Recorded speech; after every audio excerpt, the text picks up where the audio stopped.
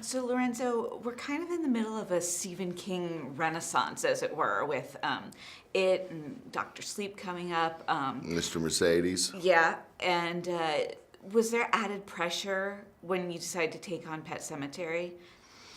I think the added pressure was it's such a legendary book. It didn't really affect us that much about what other people were doing with his properties, but this one was something to live up to, both in terms of the book, and the movie has a legion of fans as well.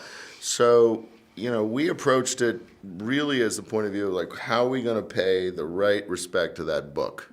And that's what drove our decision making. It was a myth. Kids used to dare each other to go into the woods at night.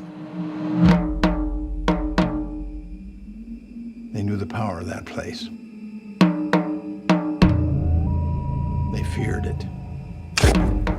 Do you see it more as an adaptation of the book or of the first film? Very much an adaptation of the book. In fact, I have not seen the first film on purpose since probably when it was released, until after we locked this picture. Wow. Because I didn't want to be influenced by it, in the sense of like, you never know unconsciously what it's going to do or not do to you. So for me, I'm all thinking about, are we doing the right thing for the book? Can you talk a little bit about what decisions went into making changes from the book and from the first film? I think it's super important that you be true to things, but at the same time, if you're literal, people are bored because they've had the experience. So in particular, I think obviously our big change in terms of the kids. Yeah. We changed it not for the change's sake. It was actually the original writer who worked on this, Matt Greenberg, who came up with the notion of like, if you're really going to explore themes of death and family, you better have a child that can actually have a conversation about it. Yeah. And the truth is that decision had a profound effect on the film, because it allowed us to get deeper into the thematics, and really as an audience you can start feeling the dread of what's coming in a different way. Yeah, and it's very, it's different. It makes more sense. Yeah. Just to really.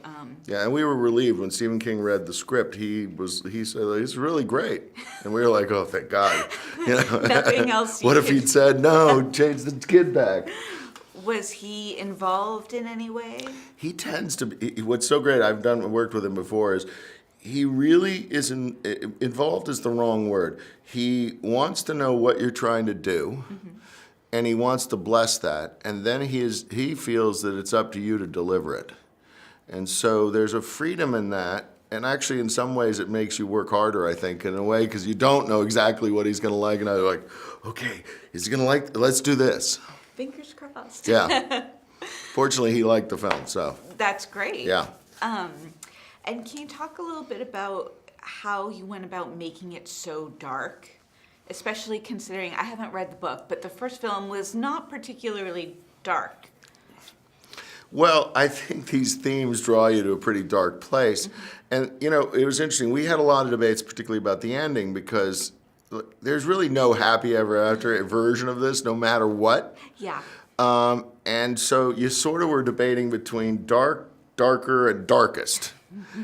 We picked darkest, as it turns out, and what's been great is the audience has loved the fact that we were so unflinching. And I think that in a time period where a lot of people are pulling punches in entertainment, the audience has been incredibly appreciative of the fact that we all went right for it.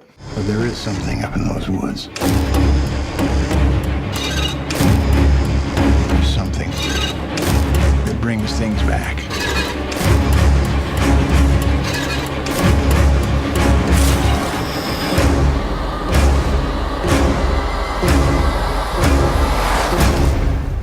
Sometimes dead is better.